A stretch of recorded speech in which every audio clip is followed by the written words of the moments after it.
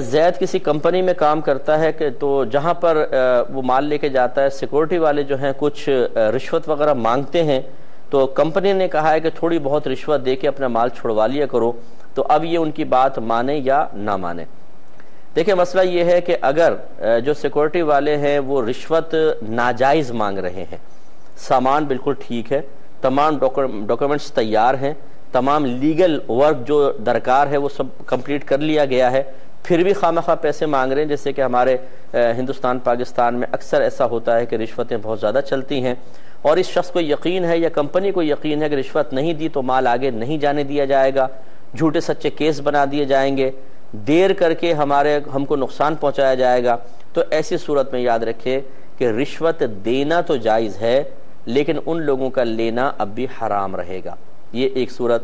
دوسری یہ ہے کہ خود ڈاکومنٹس کمپلیٹ نہیں ہے، مال ناقص ہے، یا مطلب جو صحیح طریقے سے جو لیگل طریقہ ہے اس طریقے سے مال نہیں لے جایا جا رہا، اور اب اس انلیگل کو لیگل کروانے کے لیے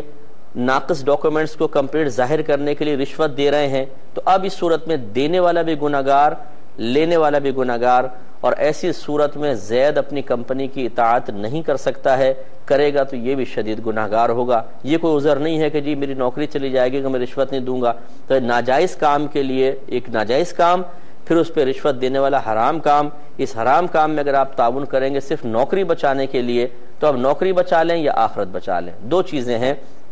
بروز قیامت بہت شدید انسان پچھتائے گا، اور اس مالک پر بھی، کمپنی پر بھی غصے کا اظہار کرے گا، اور پھر وہ تمنا کا اظہار کرے گا کہ اللہ تعالیٰ ایک دفعہ دنیا میں بھیج دے، اب کتنی مشکل آئے، پتھر اٹھا لوں گا لیکن رشوت نہیں دوں گا، لیکن پھر موقع ہاتھ میں نہیں آتا ہے، اس میں